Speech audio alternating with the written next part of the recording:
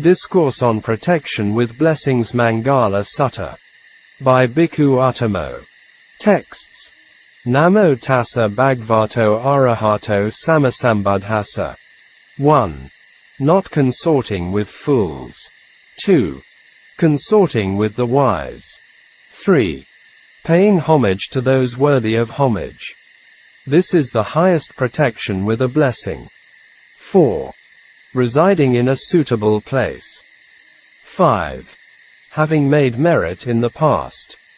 6. Directing oneself rightly. This is this highest protection with a blessing.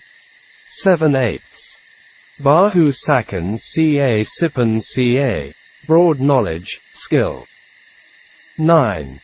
Well-mastered discipline. 10. Well-spoken words. Etam Maṅgalam Uttamam. This is the highest protection with a blessing. 11. Mata Pitu Upathanam. Support for one's parents. 12. Putta Darasa Sangaho. Assistance to one's wife and children. 13. Anukula Ca Kamanta. Consistency in one's work. Etam Maṅgalam Uttamam. This is the highest protection with a blessing. 14/15. Dananka Dharma Kariya Ca. Giving, living in rectitude. 16. Natakanan Ca Sangaho. Assistance to one's relatives. 17. Anavajani Kamani. Blameless deeds. Etam Maṅgalam Uttamam. This is the highest protection with a blessing. 18. Arati Varati Papa. Avoiding, abstaining from evil. 19. Maja Pana Ca Sanamo. Refraining from intoxicants. 20. Apamado Ca Demesu. Being heedful of the qualities of the mind. Etam Maṅgalam Uttamam. This is the highest protection with a blessing. 21/22. Garavo Ca Navato Ca. Respect, humility. 23/24. Santuti Ca Katanuta. Contentment, gratitude. 25. Kalina Dharmasavanam. Hearing the Dharma on timely occasions. Etam Maṅgalam Uttamam. This is the highest protection with a blessing. 26/27. Kanti Ca Sovakasata. Patience, compliance. 28. Samananan Ca Dasanam. Seeing contemplatives. 29. Kalina Dharma Sakaka. Discussing the Dharma on timely occasions. Etam Maṅgalam Uttamam. This is the highest protection with a blessing. 30/31. Tapo Ca Brahmacharyan Ca. Austerity, celibacy. 32. Arya Sakana Dasanam. Seeing the noble truths. 33. Nibbana Sakikariya Ca. Realizing unbinding. Etam Maṅgalam Uttamam. This is the highest protection with a blessing. 34. Futhasa Loka Demehi. A mind that, when touched by the ways of the world. Sitam Yasa Na Kampati. Is unshaken. 35, 36/37. Asokam Virajam Kemam. Sorrowless, dustless, secure. Etam Maṅgalam Uttamam. This is the highest protection with a blessing. Etadizani Katvana. Sabatam Aparahita. Sabata Sothim Gakanti. Tam Tesam Maṅgalam Uttaman, Nti. Everywhere undefeated. When acting in this way, people go everywhere in well-being. This is the highest protection with a blessing. Nearly all the Theravadan Buddhists heard this sutta chanting before. The Buddhist children learned it from monasteries and schools. At the time of the Buddha, men and deities pondered, discussed and argued about the true meaning of blessings, Maṅgala. Different people had a different view, and they could not agree to the 12 years of debates. The Pali word Maṅgala means auspicious and often referring to lucky signs. In this discourse, it had the meanings of a thing conducive to happiness and welfare. Therefore, most scholars translated it as blessing. The question of the debate among human beings was, what is the blessing? Everyone has his/her views and opinion of the types of blessing. These depend on their experiences with the 5 senses of eye, ear, nose, tongue and body. There is nothing strange that they do not come to a final agreement. Everyone has his/her level of knowledge, so the understanding is different. A man hungering and thirsting for money will think about money. So, these people are competing and fighting for power, for example, politicians. Therefore, every human's view and thinking are very important because it relates to his/her action. Right view and thought lead to right actions, then the outcomes are peace and happiness. The opposite ways lead to sufferings, chaos, problems and dangers. At first, the question was asked starting from human beings and then earth deities ruled by 4 divine kings. It continued up until the deities of the Akanata realm, the highest pure abode, dwelt with Aryan Brahma gods. It seemed even Aryan Brahma gods could not give the right satisfied answers except by the Buddha. So, a commotion about blessings arose in the world. Here the word commotion is for the Pali, kolahala, and some translate as rumor, which is not exact meaning. Rumor can be true or maybe not. Kolahala always come true. There were 5 kinds of kolahala mentioned in the texts. These were 1. Commotion about the eon, kapakolahala. This was doomsday mentioned in the Buddhist text. The desire sphere deities, Kamaloka devatas, made announcements to human as followed. The end of the world would occur after 100,000 years. The world would perish, the great ocean would dry up, the earth and mountains would burn up and perish.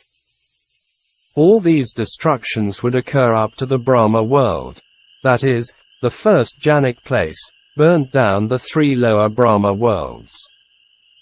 They ask the humans to develop the 4 Brahmaviharas, loving kindness, compassion, appreciative joy and equanimity, attend on parents, respect the elders in the family. These were also mentioned in the Maṅgala Sutta. They should be vigilant and heedful. 2. Commotion about a wheel-turning monarch. The same desire sphere deities wandered among humans and made the announcements that a wheel-turning monarch would arise in the world after 100,000 years. 3. Commotion about a Buddha. The deities of the pure abodes, that is, Aryan Brahma gods, filled with rapture and joy proclaimed the excellent attributes of a Buddha. They wandered among humans and made the announcements that a Buddha would arise in the world after 100,000 years. 4. Commotion about blessings. The deities of the pure abodes wandered among humans and made the announcements that the Buddha would explain the blessings after 12 years.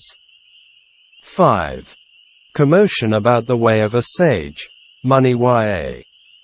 The deities of the pure abodes wander among humans and made the announcements that a monk would meet the Buddha and ask about the way of a sage, Maniwaya, after 7 years. The way to arahantship is called Maniwaya. Maniya practices are very severe and more difficult than Dhutanga practices. With every Buddha only had 1 disciple for this practice. Nalaka hermit was the one who practiced Maniwaya. See Suttanipata, 3. Mahavago, 11. Nalakasuttam, SN 3-11 Nalaka Sutta. At last, the commotion about the blessings arrived at the ruler of the Tavatimsa heaven, Sakka. He was wise and knew that no one could give the right answer except the Buddha. So, he sent a young devata to the Buddha and asked the question about blessings, Maṅgala.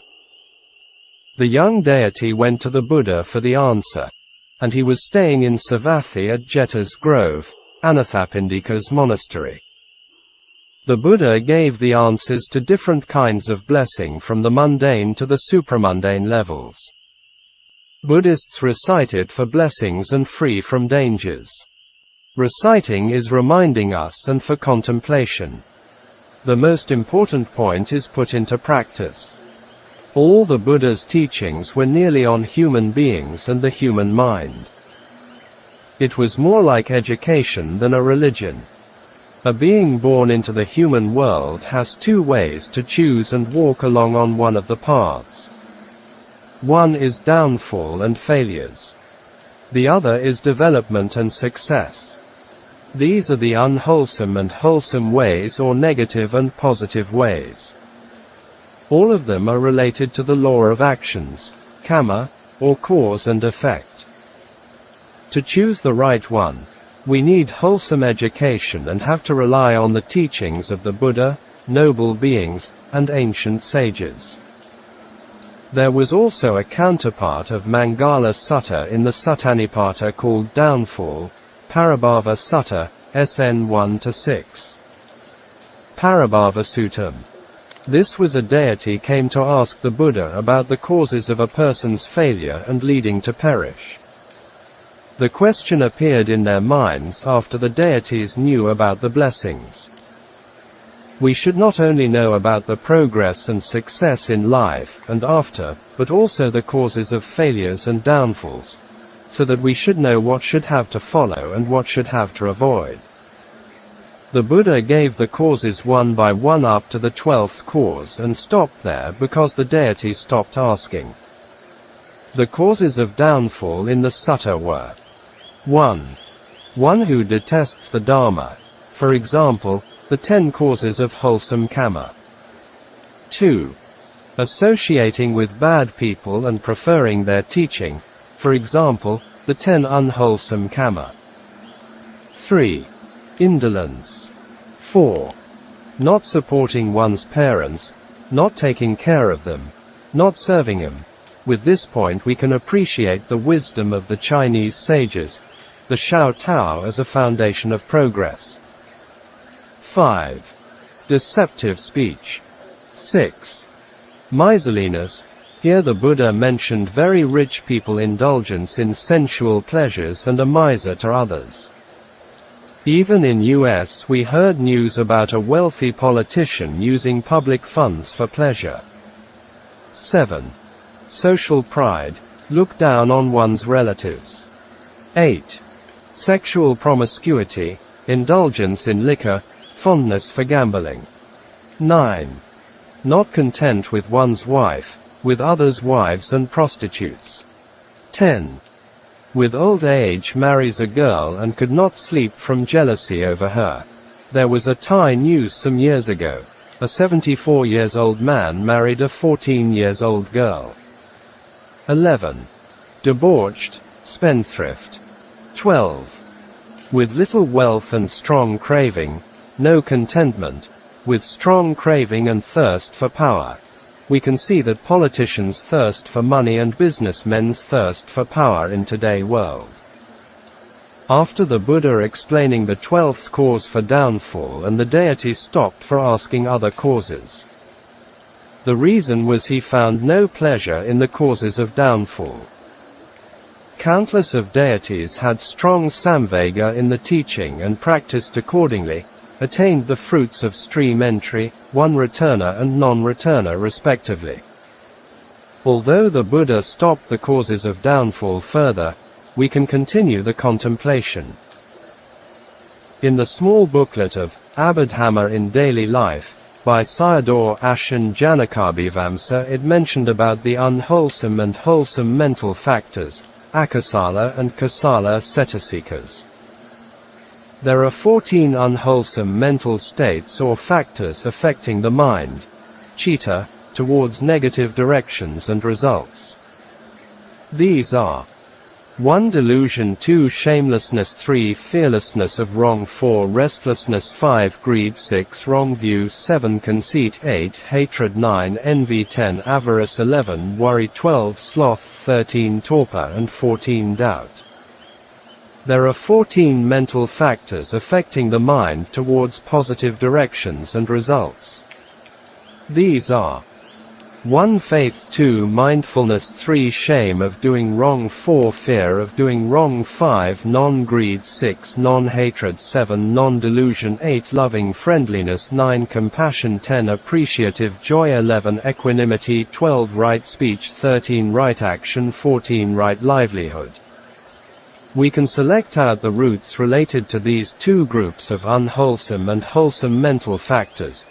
We will get 3 roots from each group. For unwholesome roots are 1. Greed, 2. Hatred, 3. Delusion.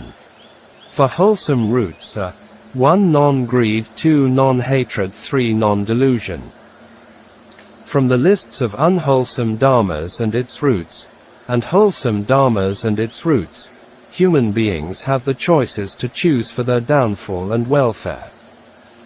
Following the path of unwholesome roots will lead to downfall and sufferings, whereas it will lead to development, success, peace and happiness with the wholesome roots. People without proper knowledge and education usually end up with the negative path. Instead of making friends with the wholesome roots, they choose the enemies as teachers. The Buddha not only taught about downfall and blessings, but also transcended them.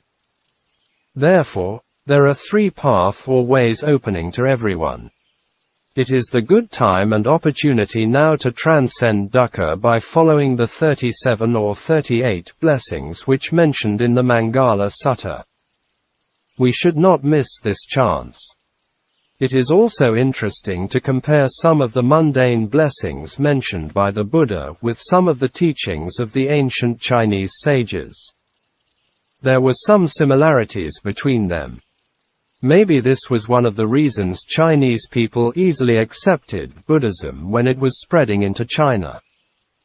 We are learning the Maṅgala Sutta by heart even at a young age as children. But we are still distancing ourselves with it from the practical way of life. Therefore, we have to study and learn it and then use it in daily life.